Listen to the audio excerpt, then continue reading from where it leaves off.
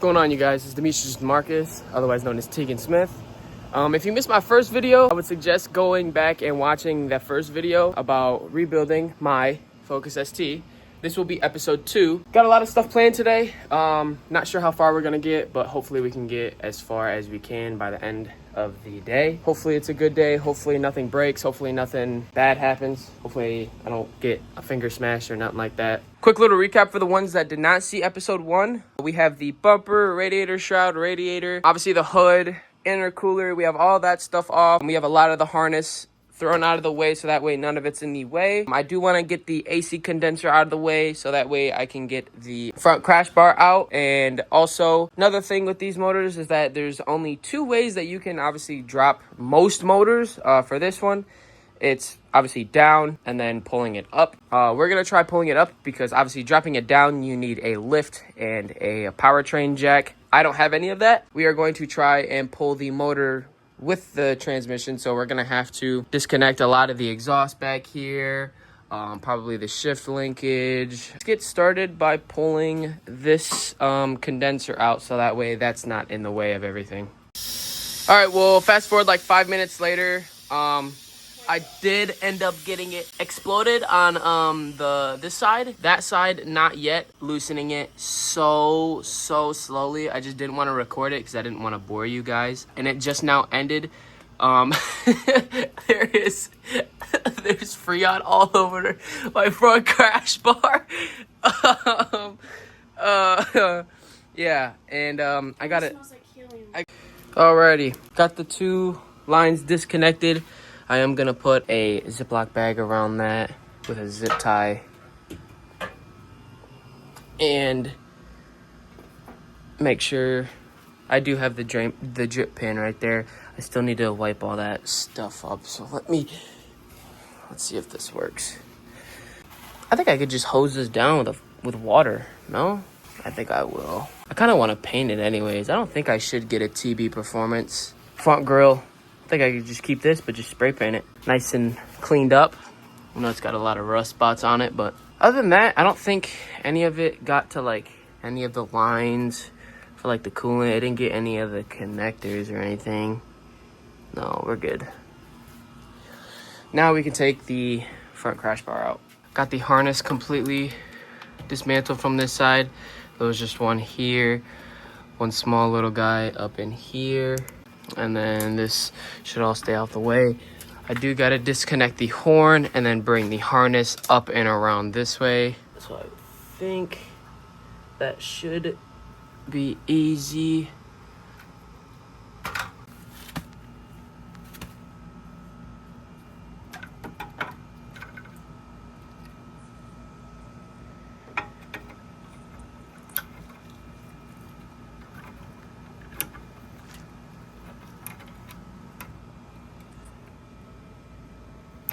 There we go.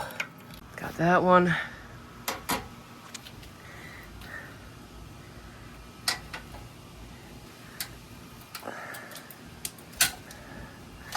Got that one. There we go. Get all that out of the way. Is this mounted to? No, I don't think so.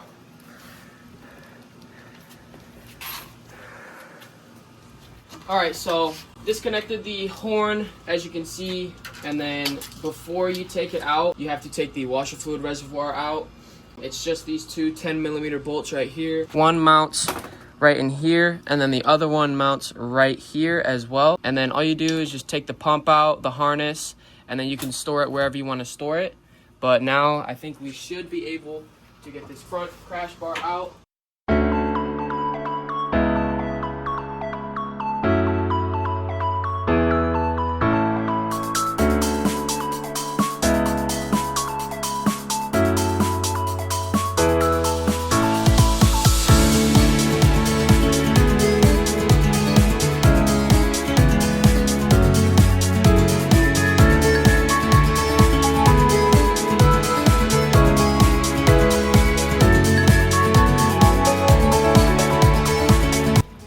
There's also one more, this small little guy right here that we got to take out because that's holding it onto that plastic mount right there. So let's see what size it is. It is an 8mm.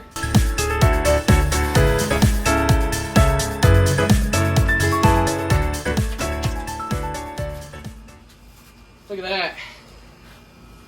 Look at that.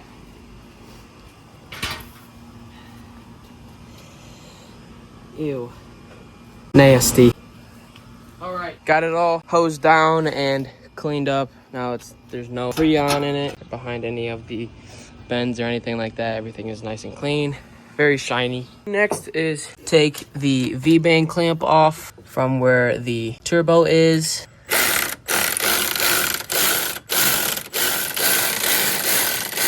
Just gonna loosen that a little bit just so that way it's loose.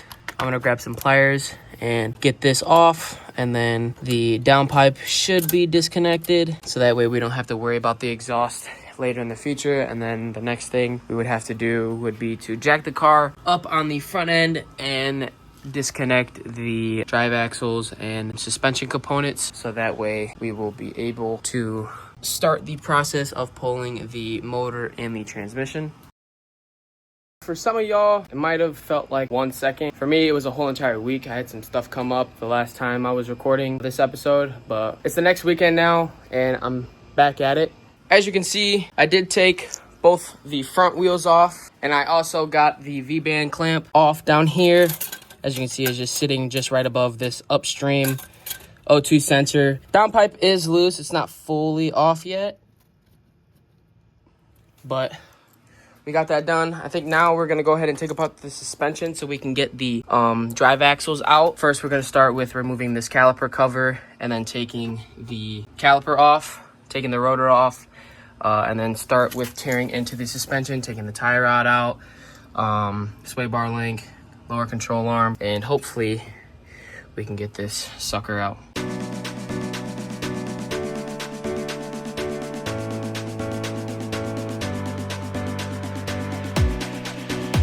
Man, this episode is gonna take forever for me. I did end up getting the brakes torn apart. The caliper bracket bolts were literally seized on, and I ended up breaking a socket trying to get the 18s off from the caliper bracket bolts. The calipers came off completely fine. I used one of my coworkers' Matco impacts, so shout out to them. Now we're gonna go into tearing into the suspension right now. I think first we're going to tear the tie rod off, sway bar link, and then I still have to go to the parts store, and I'm gonna grab a, I think it's a 32 axle nut. Probably take the lower control arm off as well. I still gotta take the heater core hoses out from the firewall. All of the mounts are still intact, as you can see. This one's still on. I do gotta get some of the trans mounts unbolted as well, and then we should be able to pull it. After a trip to the parts store, I went and grabbed a little hammer and an axle nut socket for the axle nuts. Got the tie rod out, and I also have the control arm loose on both sides. I still have to bang those out. Still got to get the sway bar links out, but I did get everything, most of it, disconnected on both sides. There's the axle nut for this one. This one's out. I do need to grab some punches from my shop and bring those home so that way I can get the axle out. Sway bar link, and then the tie rod back there. I think we're gonna call this episode here. I know a lot of it's out of order a little bit, just from a lot of stuff coming up over the weekend while I was trying to film, but we did get a lot done. Got the crash bar out, the whole front end basically completely exposed. If you guys like this video, comment, let me know some things that I missed or that I should do in the next episode. I'd greatly appreciate it. And also, don't forget to subscribe. Stay tuned. You can follow me on all my socials. I'll put them in the description as well. Appreciate you guys tuning in. Have a good day.